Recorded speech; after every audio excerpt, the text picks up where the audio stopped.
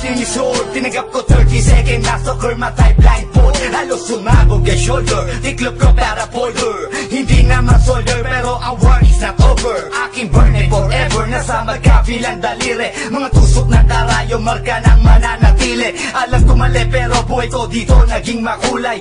Bala ang alay para sa aming mga kaaway. Ang mawalay sa minamahal, ako'y nakahanda na. May tempo ang kalaban ng edad, ihihito na.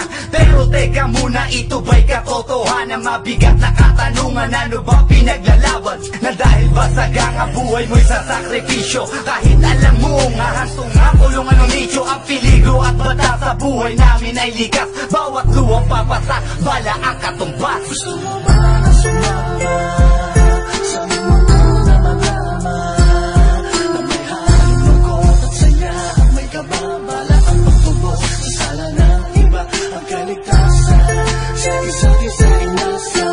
Yan ang buhay ng gangsta, yan ang buhay ng gangsta, buhay ng gangsta.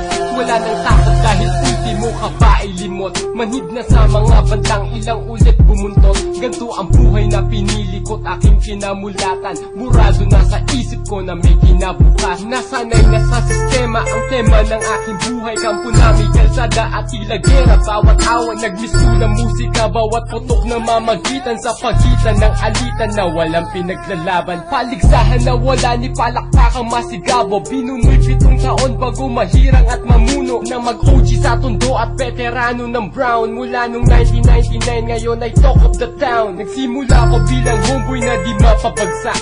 Ni hindi ko ininda ang natamong 5 saksak. Ang mapahamak ay alam ko na't akin ang inasahan. Ang pagdanak ng dugo sa aming mundo'y di maiwasan. Gusto mo ba na sumama sa mundo na magama, na may halong lungkot at saya at may kababala ang pagtubos sa sala ng iba ang kaligtasan, sa isa't isa inasa.